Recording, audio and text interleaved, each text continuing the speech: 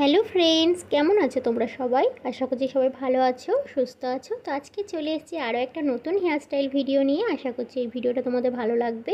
ভিডিওটা ভালো লাগলে অবশ্যই একটা লাইক দিয়ে আমার পাশে থেকো, আমাকে একটু সাপোর্ট করো। কেমন হয়েছে ভিডিওটা অবশ্যই কমেন্ট করে জানিও। তো তোমরা নিশ্চয়ই দেখে বুঝতে পারছো মাথায় প্রচণ্ড পরিমাণে তেল মাখা।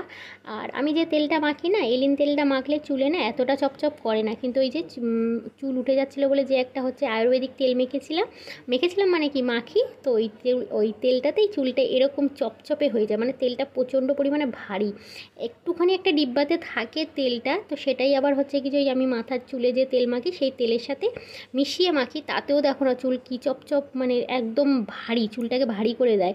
আর এলিন তেলটা না খুব হালকা, মানে চুলটা একদম ফুরফুরে থাকে।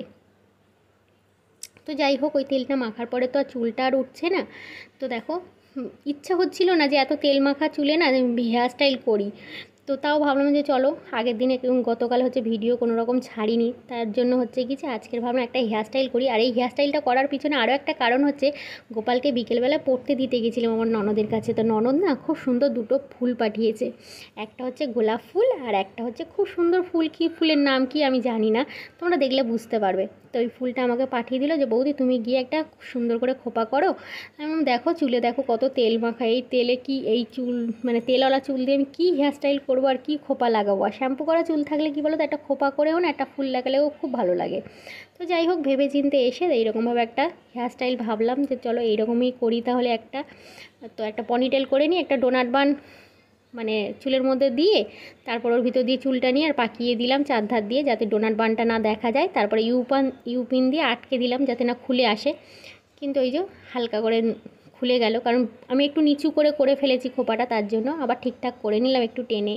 আর নিচে একটা গার্ডার দিয়ে রাউন্ড রাউন্ড করে একটু ঘুরিয়ে নিয়েছিলাম, যাতে চুলটা আমি ফোল্ড করে উপরে ভরতে পারি। লম্বা চুলে তো অত বেশি ভালো বোঝা যায় না, ছোটো চুল হলে একটা ফ্যাত্তা দিলেই কী সুন্দর হয়ে যায়, একটু লম্বা চুলে তো একটু হয়ে যাচ্ছে। তো যাই হোক, আবার একটুখানি যেই বাড়তি চুলটা ছিল রাউন্ড করে নেওয়ার পরেও যেই চুলটা ছিল সেটা আমি আবার একটু রাউন্ড করে ঘুরিয়ে আর এখানে একটা ইউপিন দিয়ে মানে আটকে দিলাম, তাহলে আর ওই চুলটার খুলে বেরিয়ে আসবে না। আর চারধার দিয়ে যে চুলটা একটুখানি করে দিলাম। এই যে এই ফুলটা কী সুন্দর দেখতে ফুলটা, ওকে ও স্টুডেন্ট দিয়েছে, ও আবার আমাকে পাঠিয়ে দিয়েছে।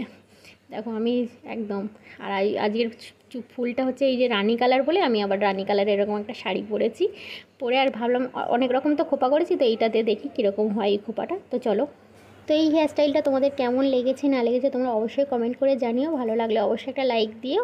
আর তোমরা সবাই ভালো থেকো, হ্যাঁ, সুস্থ থেকো।